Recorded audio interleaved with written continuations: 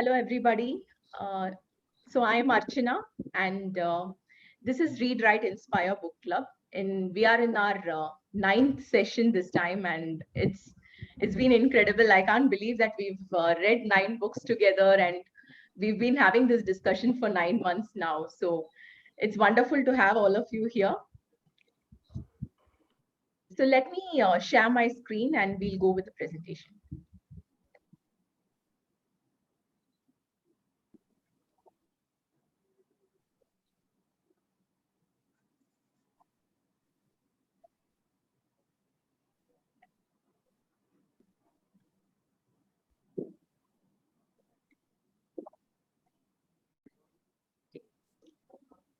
So the book we are discussing today is The Murder of Roger Ackroyd and by Agatha Christie. Um, Today I just thought we'll do something a little different than what we usually do because it's Agatha Christie for one, and second, most of us are uh, have read most of her works, I guess. So I thought we can have some fun with that. So instead of very detailed topical discussions, I thought we'll do a fun quiz today for a change.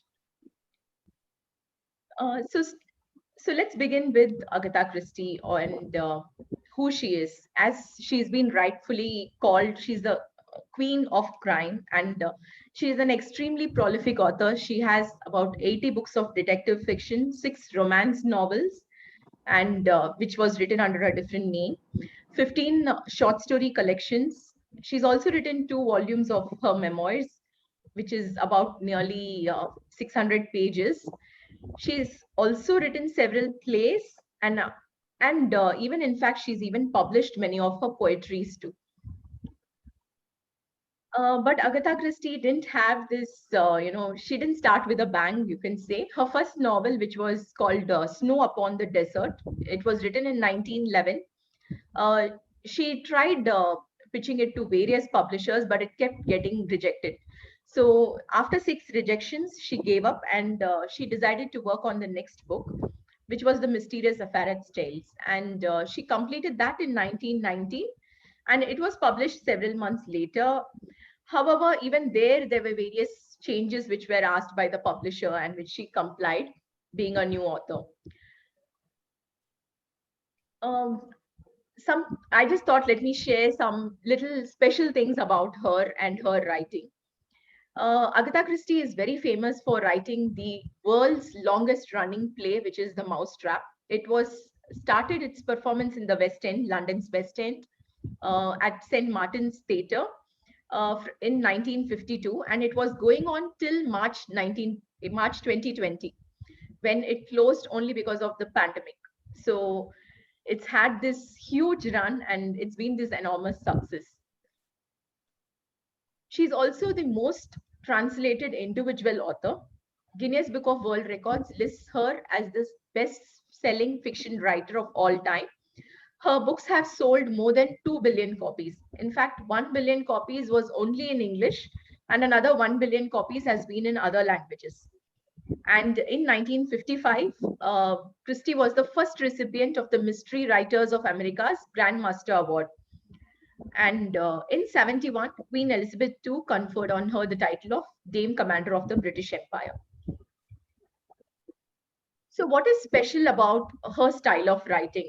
So maybe you can also think on what really impressed you with her writing, and you can share it with me here. So for me, basically, as a writer also, I think one of the things which I really like about her is the way she creates her characters. However small the character might be, whether it's the sister in Roger Ackroyd, or whether, of course, Hercule Poirot and Miss Marple have their own distinct qualities and the way they behave. But even otherwise, these little characters also have, could be a parlor maid, could be the milkman, but still, they would have these distinct qualities, and she would make them come alive in her books. Also, she had this very uh, dignified characters, I would say. Maybe there are other sides to a person's quality, but in her book, you had all these dignified English characters of high society. And in that way, I think sometimes it also used to remind me of Wodehouse and his characters. Another beautiful thing about her is the way she structures her story. She gives you all the clues possible to actually arrive at the conclusion, but yourself. She doesn't really hide anything from you.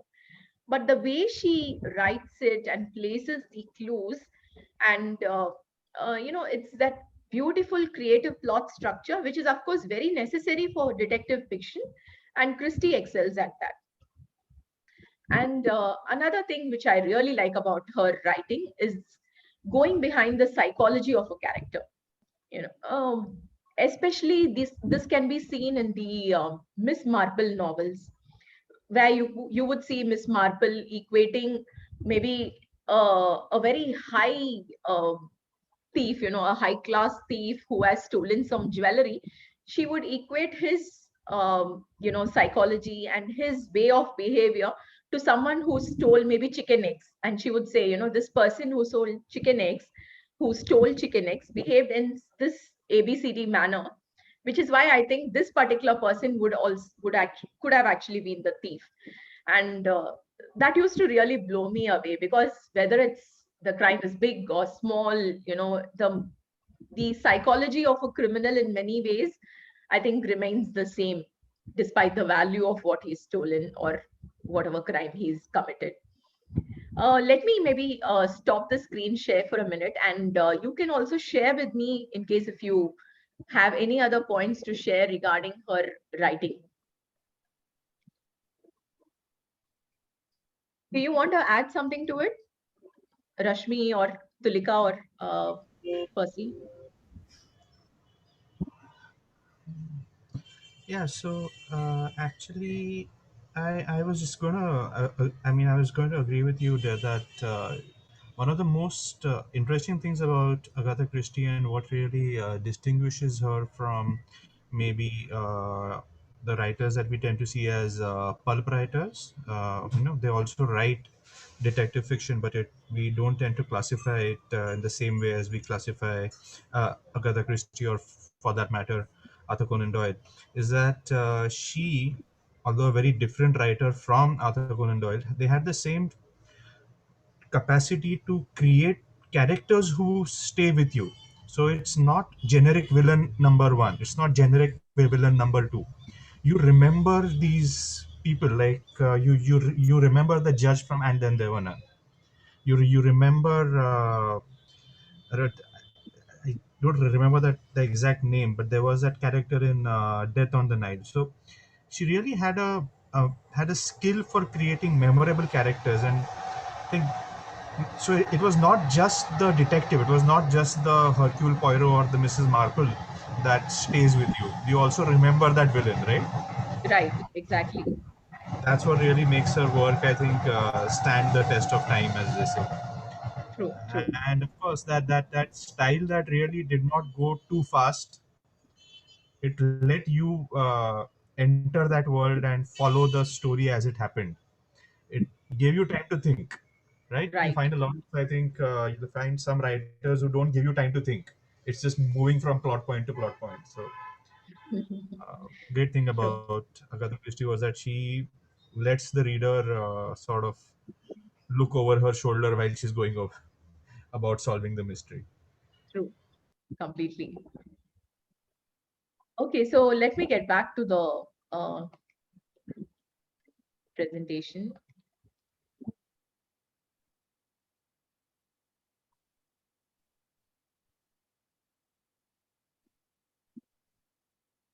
Okay. So another thing which was famous at that time was these general rules and conventions that most detective fiction writers used to follow. And for example, there was this American author called, I think, Van Dane or something. He had written an article itself about what is the rules of detective fiction, and this is something that is etched in stone, and you must follow. So Christie, in fact, broke many of that. So one of the things is that there must be no love interests in crime novels, which of course, was completely false. In fact, Hercule Poirot and Miss Marple themselves play as matchmakers in many of the stories. And then they also said that there must be no supernatural events or characters in a detective story. Uh, but again, Christie didn't follow that. So there was a scene where there's a seance in the Sitafod mystery, and some certain other supernatural events happen there, which of course Christie ends up explaining later on. But initially, it feels like a very a very spooky feel for the book. And another rule was that there has to be only one detective and there must be only one criminal. Again, this was something which Christie did not follow, as we know from the Murder on Orient Express. And another thing which was special about the murder of, especially the book which we read, The Murder of Roger Ackroyd, was that the murderer himself was the narrator. And this was a convention that really shattered everyone's expectations, and so this book was a huge hit because of that reason. Also, coming back to the book, this specific book, it was in 2013, Agatha Christie was voted as the best crime writer, and The Murder of Roger Ackroyd was the best crime novel ever written. This was it was voted by 600 professional novelists of the Crime Writers Association. So that's another huge thing for the book. Also, Howard Haycraft, who's the editor, publisher, and the author of the book called The History of the Mystery Novel, he included the Murder of Roger Ackroyd as in the list of the most influential crime novels ever written. And the character of, there's been a lot spoken about the character of Carolyn Shepherd. In fact, there is another, I wouldn't call it spoof, but another novel written which is based on Murder of Roger Ackroyd, where in fact towards the end the criminal actually ends up being Carolyn Shepherd and not her brother. So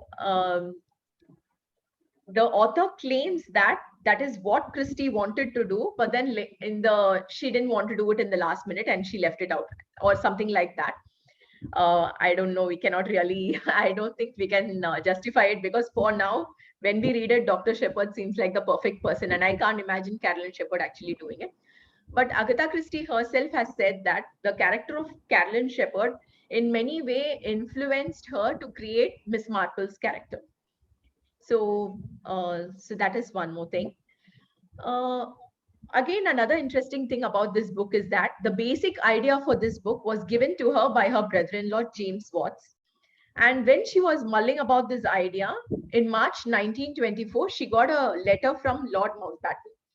And he had watched one of her plays and he was very appreciative about that. And he also shared with her a story idea. She hadn't asked for it, but he just, put it in his letter and shared it with her. And surprisingly, a lot of that story idea was very similar to what Watts had suggested to her. There was a lot of similarities between the plot lines. And then in 1969, when Lord Mountbatten had again written to her about some other play which she had written, and he was appreciative about some of her other works. And when she responded back to him, that time she acknowledged that his letter also helped her in conceiving the book. So yes, so that's a very surprising thing. And another special thing about this book is that though the murderer is the narrator, in no place in the book does he speak anything untruthful. So he shares everything with us. So when since I'd already read the book, this was my reread of the book, and I could see those exact places where he actually shares. If we had put two and two together and if we had known about it, then we could have found out that yes, he is the murderer. So, so one of the conventions, then the rules out of all that which was shared at that time, was that the reader must also have an equal opportunity with the detective for solving the mystery. And this was one convention which Christie never broke. So we have always had all the clues given to us in the book, and but still the ending is always surprising. So for example, this is one sentence, when he hides the the dictaphone. So he says in the book, in the initially, I did what little had to be done. That's a very uh, it's a very twisty and a very interesting way of saying the sentence. What little had to be done means you can say there was nothing to be done, so I did whatever little. But otherwise, he also says you can also take it as what little had to be done, which was hiding this was the one small thing which he had to do, and he had to make sure the room was free at that time. So it's a very interesting play of words over there. Okay, so before we go to the quiz, let me just stop the share, and in case anyone wants to add something, please do.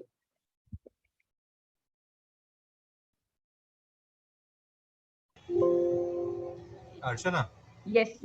I was just reminded of an interview that I had read of Agatha Christie way back. I mean, I think she had already passed by then, but probably reprinted. Mm-hmm. And the interviewer had asked her, what makes you different from other crime writers, or some similar question. And she said, well, you see, in my books, Dr. Watson could be the murderer, right? And that so much ties into what you said about her throwing all those conventions out of the window. Like, True. you're so used to having the detective and the assistant, and they are whiter than white usually, right? Right. And she had this thing where anything is on the table, right?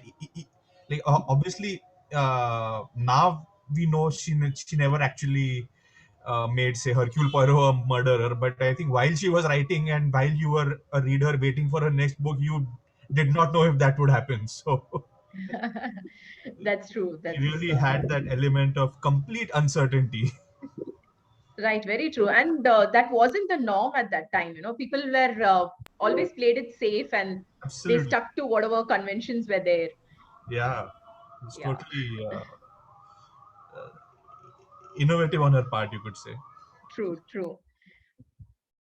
Uh, so today, for a change, I hadn't kept any detailed discussions about her. This particular book. I just wanted to discuss more about her writing style, and for fun, I had created this quiz. Uh, I was thinking maybe you can unmute yourself and tell the answer, or if you want to just write it in chat, also the answers, maybe you can. What do you say? What would be better, Tulika or Rashmi? Yeah, I am not a very big Agatha Christie fan, so I'm not sure how this quiz thing will work for me. I've just read 4 or 5 of her books. I mean, I was keeping so quiet because I just didn't want to say this. Okay, okay. So No, it's I'm in okay. for listening. I'm here for listening today. No problem. It's fine. And anyway, the quiz is going to be very, very I would say there are a few questions which more probably you can just Let's take it see. as fun questions. So Yeah. you can just guess whatever you like with that. Yep, yeah. Okay, so let me go back to that.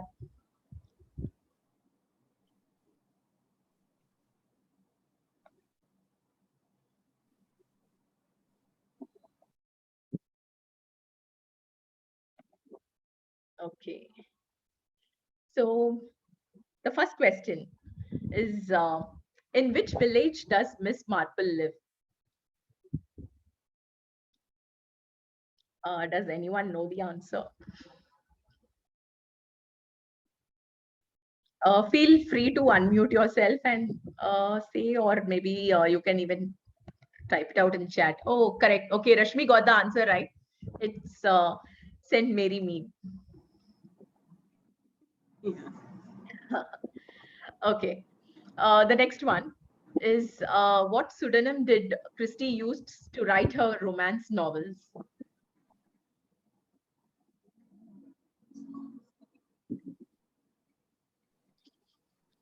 Does anyone know this? Is it it's Mary Westmacott, I think. Yeah, you're right. You're right Right. again. Yeah, okay. Okay, so we have an Agatha Christie fan here. Yeah, okay. Okay, what is Miss Marple's first name? Jane. Yeah, correct. Wow. I will be pleased to participate. Okay. I'll keep it to myself. Now I'll just write it to you now. No. It's okay. You can share. It's fine. Apart from Hercule Poirot and Miss Marple, she had also created various other detectives. So does anyone know any of their names? Yeah, I do. Okay. Maybe you can share it on chat. Let's see how many we are able to get. Okay, yeah.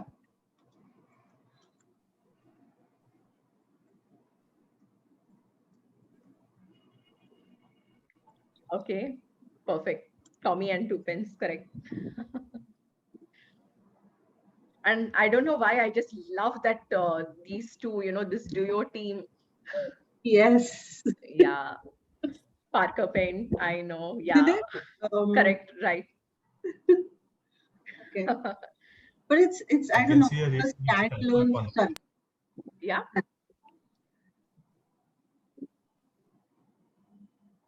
Sorry, Percy, please go ahead. There was a series called the Harley Quinn, but I don't think that was Yes. It's Mr. Quinn. Mr. Quinn. That was her. Yeah. Yes, Mr. Bean. Yes. Oh, yeah. Right. Oh, great. So that's Those not were- bad. Those were weird. I mean, those were not like her other novels. I mean, other stories. Those Harley Quinn stories were Mr. Quinn. Yeah, Mr. Quinn. Yeah. Okay, so let me share a few more here. There's this character called Inspector Battle. Oh, And yeah. Then, Arian Oliver, Mr. Satterthwaite. Yeah, Tommy and Twopence, I think, are the most popular. Yes. Yes. Okay, I'll go on to the next question. Okay, so there is this one fictional character who had an obituary in the New York Times. It's the, first fictional character to have an obituary in the New York Times. And it was in fact printed on page 1 on the 6th August of 1975. So I'm sure you must be knowing.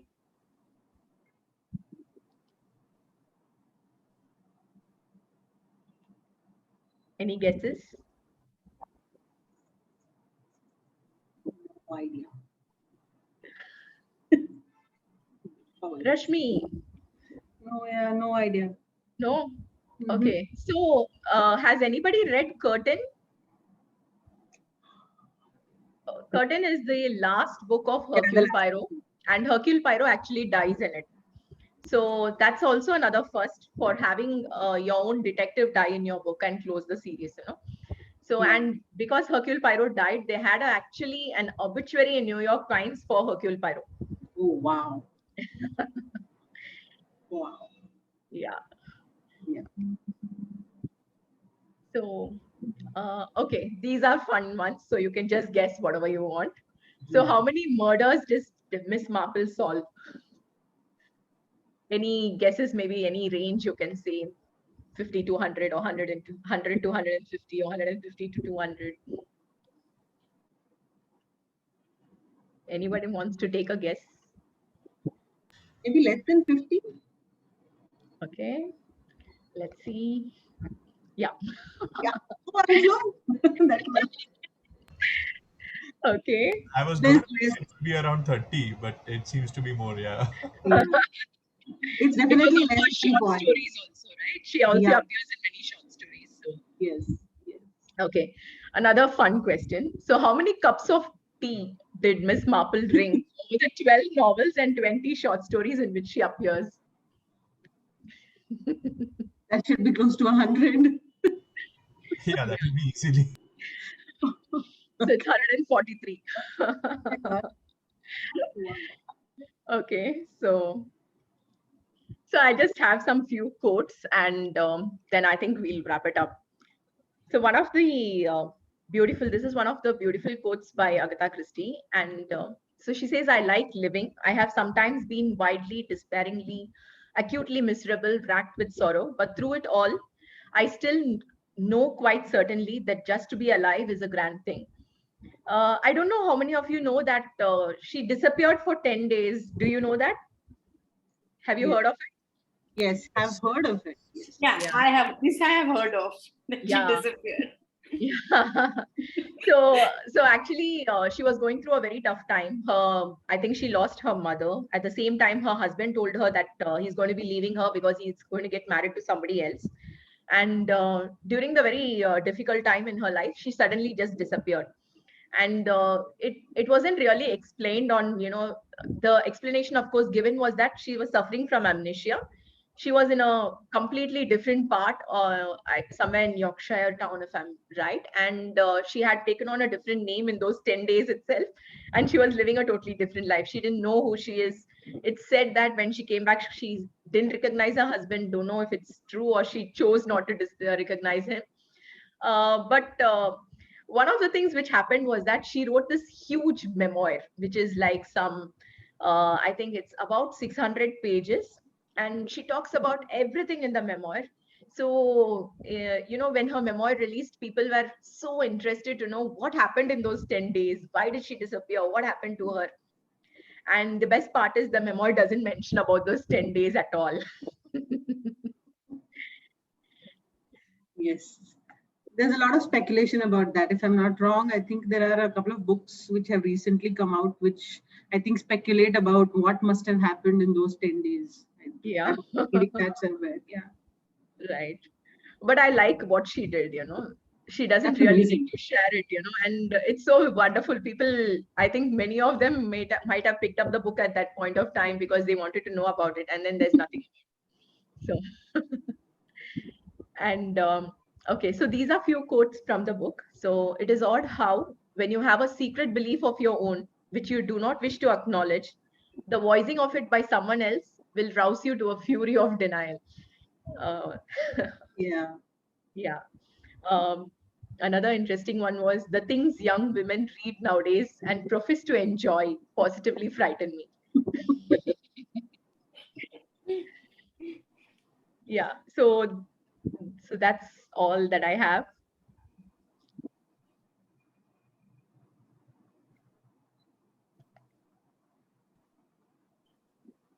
Uh, Anupama, I think, joined in now. So yes, the hi Anupama. Sorry, we were just wrapping up now. I am so sorry. I don't know if I'm audible. I actually I had my class. I just finished it. I'm so sorry for the delay. Oh, not at all. Thank you so much for joining in. Yeah, every time I try, but I just because this is the time I've just started taking classes. So Okay. I get by the time I wrap up, even I'm always, half an hour late or 20 minutes. I feel very, very tardy joining in there. I hope you all had a great session. I'll catch the recording. Sure. Looking great, Archana. Thank you. Thank you so much. Bye. Bye. Have a great weekend. Thank you. Bye. Bye. So if there's anything else anyone wants to share, please feel free to. I'm just curious to know, could anybody guess the murderer? When you read it the first time, could you? So actually, Tulika, I had read it a long time back. So after a few pages, I could guess it. But Sarat says that it's a kind of in memory which I had, and that's why I guessed, and so that I shouldn't take any credit for that. So Yeah. But the first time, no, I don't think I could have. I had the misfortune of I first read it very long time ago, and I was staying with my cousin. It was his copy of the book, and a lot of us cousins were there, and like summer vacation, you all go to stay with one person, and somebody spoiled it for me. Like I was maybe the Oh, first 10-15 pages, and one of those. Oh God. oh, that That's is not. bad. I mean, Unforgivable. I am still a forgiving person, but one of my other cousins has still not forgiven that cousin, the one who spoiled it. Like when they start fighting, it still comes up.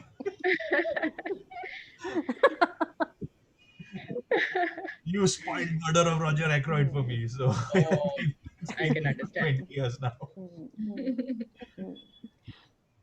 Any other favorites you all have with Agatha Christie? Oh, I definitely like, and then there were none, and there was another one.